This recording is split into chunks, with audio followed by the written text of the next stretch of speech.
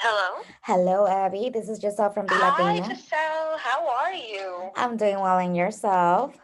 I'm great. It's so nice to connect with you. Yeah, same here. I know there's a time difference, but thank you so much for making time to speak with Yeah, us. no problem.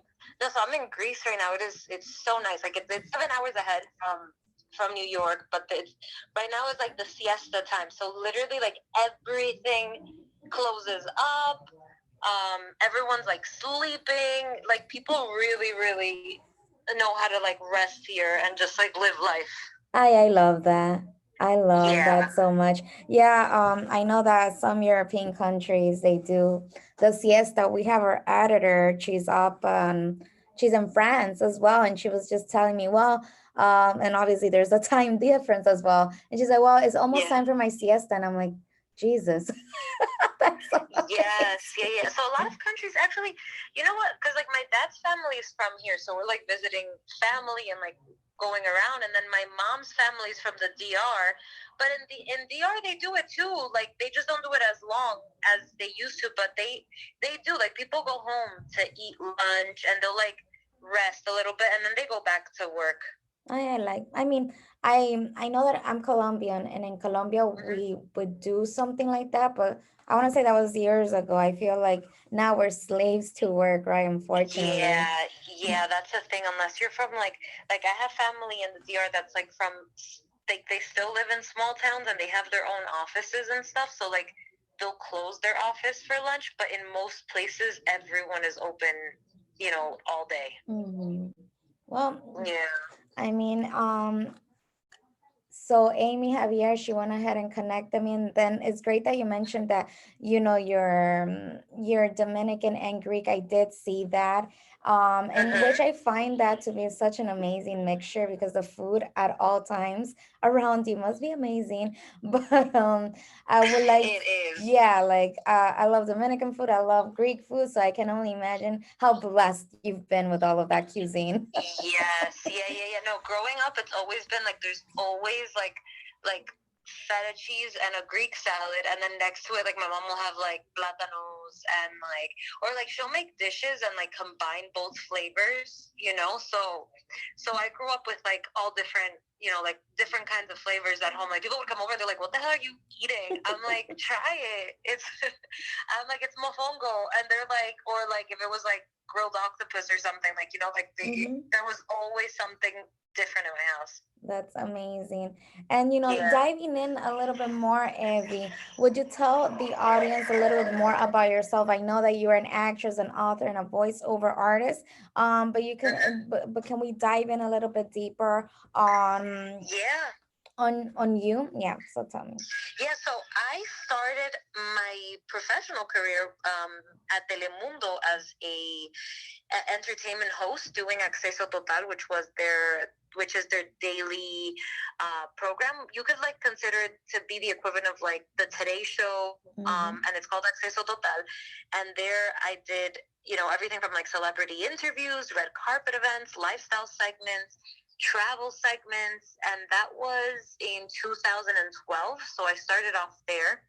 Um, Before that, I went to school because like being multi-ethnic, languages has always been like my forte. So like I grew up speaking Spanish, Greek, and English at home.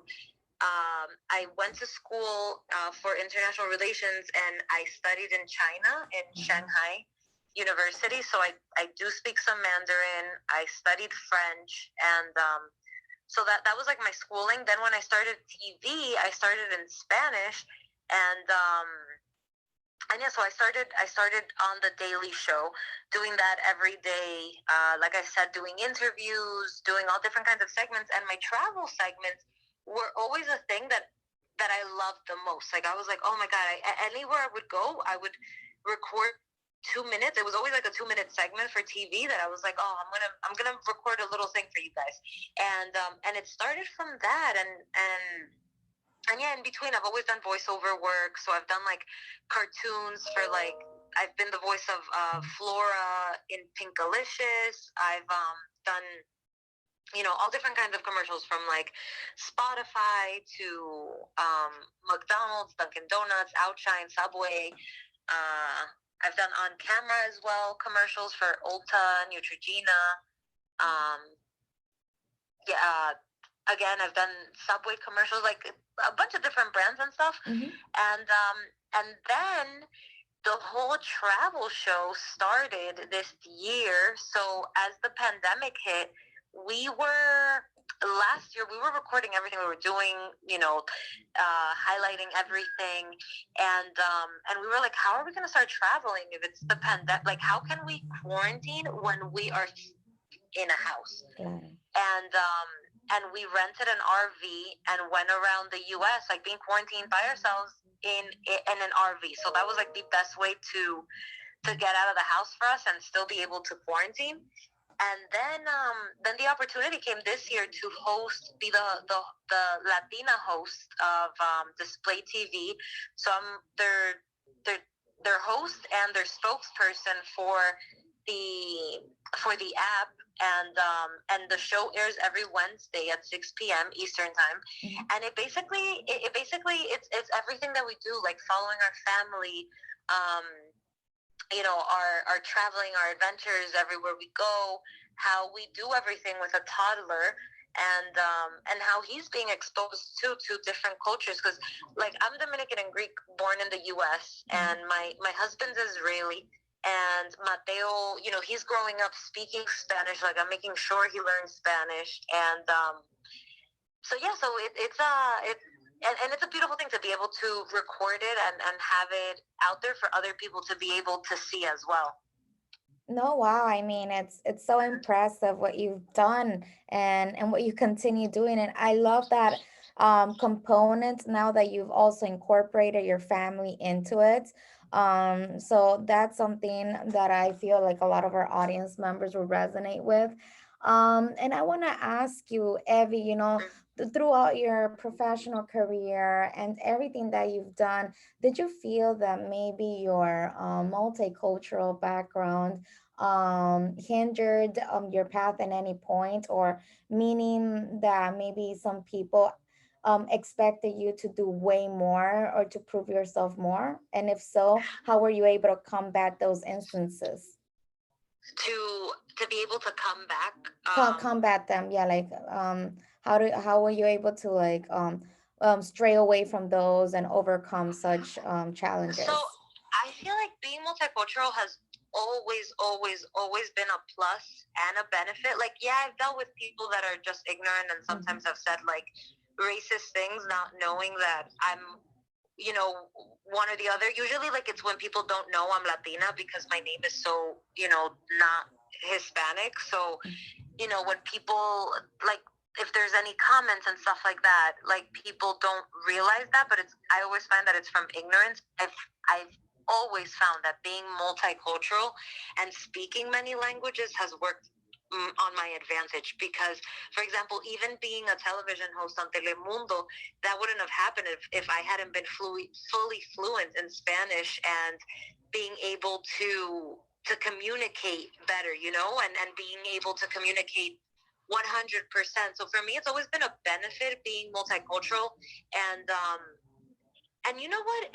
And if people do feel like you can do more, it's because you can do more when you are multicultural, because there's a level of understanding that I feel like I have had, because it's not something that I learned, it's something that I grew up with. I grew up with Dominicans. I know how they think, how they are, how they act, what they like, what they don't like. I grew up with Greeks. I know the same thing. I know how they think, how they act, what their prejudices are, what they're not, what they like, and when you grow up with two different kinds of people, and then also I'm American, like I was born and raised in New York and New Jersey, and being a first generation American, that also ties into the knot of like being able to understand an immigrant family, being able to, like people, when I had my American friends come to my house, they would be like, oh my God, like, seeing all the different types of food that were at my house was like, they would be like, what the hell is going on?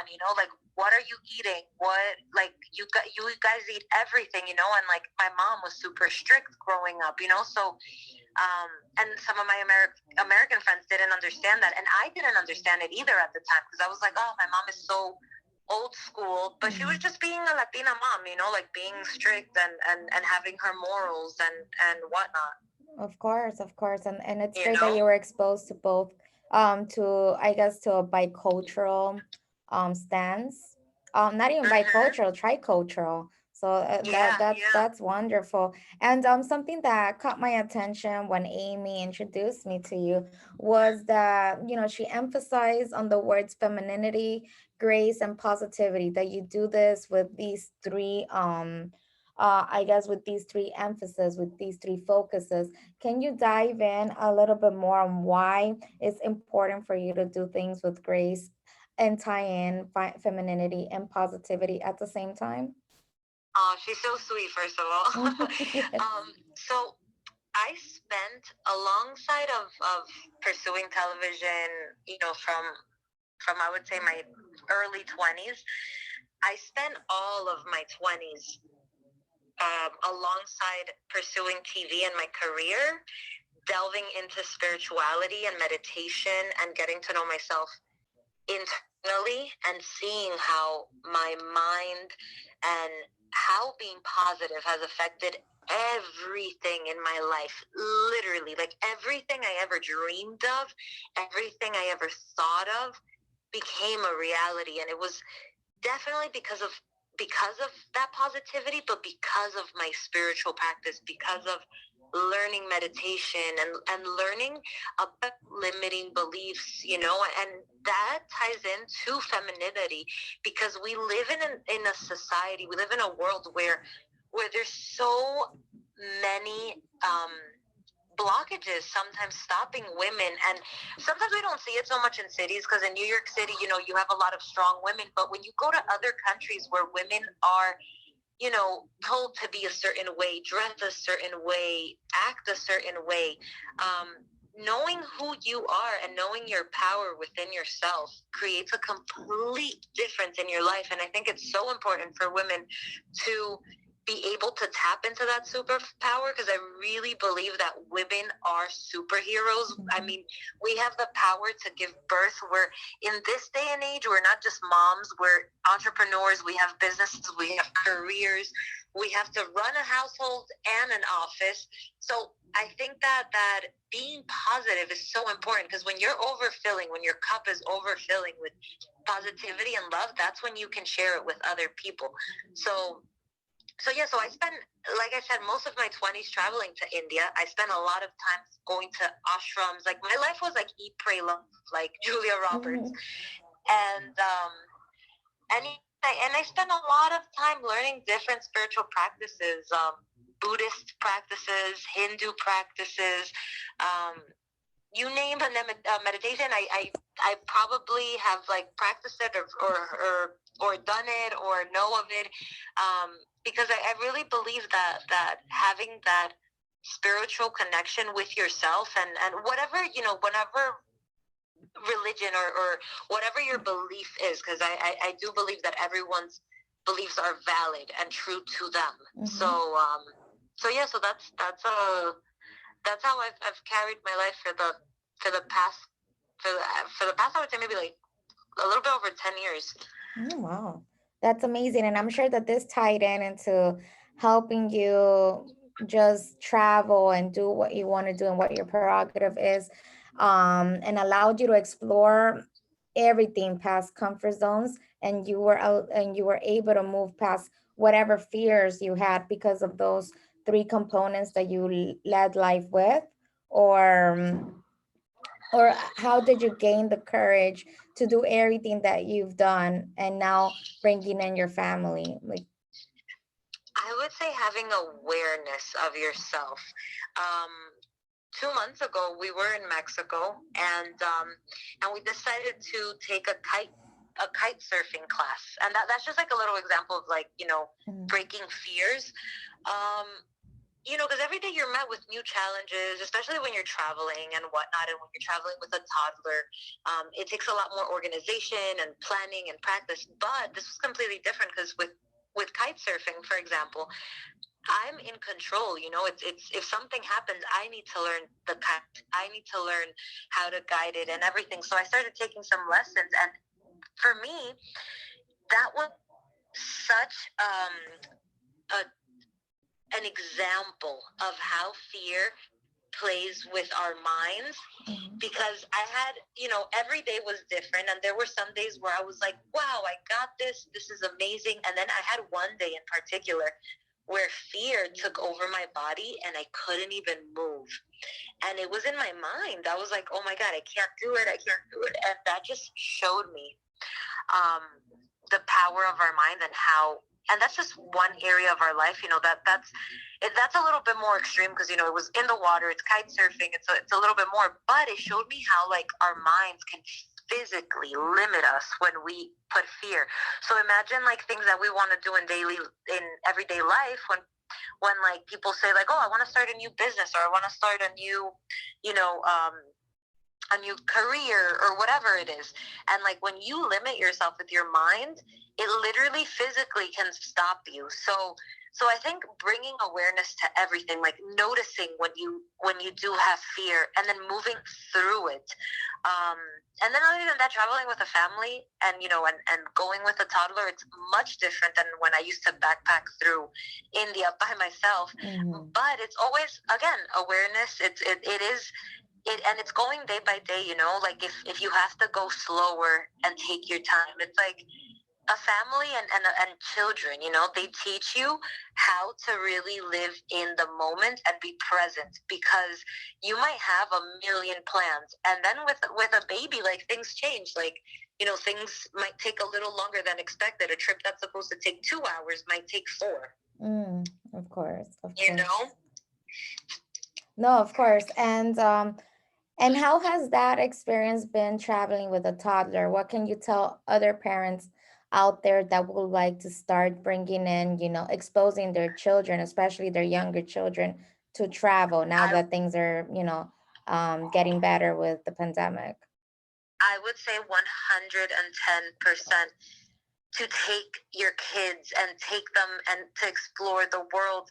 Let me help them learn about other cultures. Like, for me, growing up, like I said, because I grew up like Dominican and Greek in my house, like, being with other people from different cultures was never a weird thing. Like, my family has all different kinds of colors.